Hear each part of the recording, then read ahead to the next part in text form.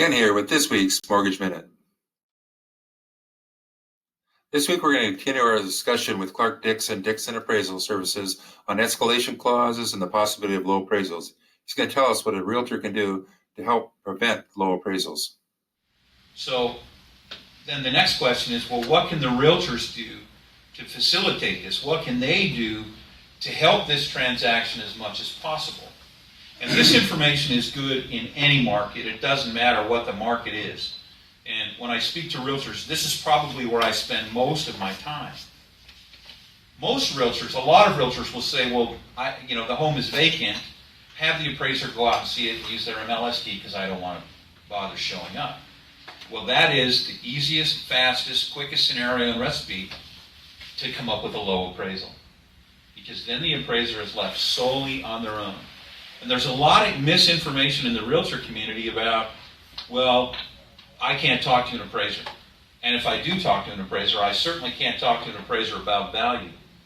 That is patently false. Not just false, patently false.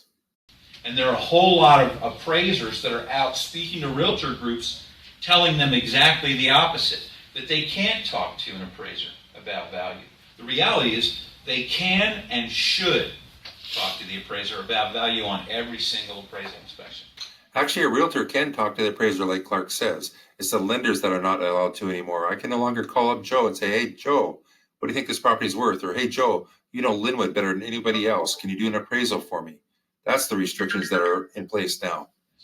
The realtor's fiduciary responsibility is to get the highest possible value for their seller. That's their job. It has nothing to do with lending and appraiser independence. So the realtor should show up in every case with 2 or 3 of the best comps. Sometimes they want to show up with 50. That doesn't help anybody because the appraiser's eyes gloss over and nothing is helped.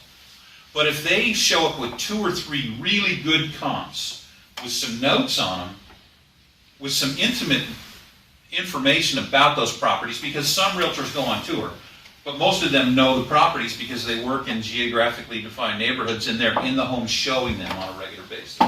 So they know what's right with these properties. And they know more than anything else, particularly if they're the listing agent, what's right with their property. So if they can write some things on each individual MLS sheet that say, this one's inferior because of X, or this one's slightly superior because of Y, then that's more information than the appraiser would otherwise have. But just as important, and this is rarely done, and this is really critical for your realtors to understand, sometimes when they're pulling up comps, they'll look at a comp on paper and say, wow, that looks like a pretty good comp, but I know it smells like dog, so I'm not going to include it in my CMA. But when that property was marketed, the realtor that was the listing agent on that didn't say, hey, if you've got some folks that really love the funky smell of dog, show them this house, because this one really stinks to high heaven. That's Marketing 101, everybody. Marketing 101, don't promote funky dog smell. Right? They don't put that in the multiple listing. So as a result, on paper, it looks like a good comp.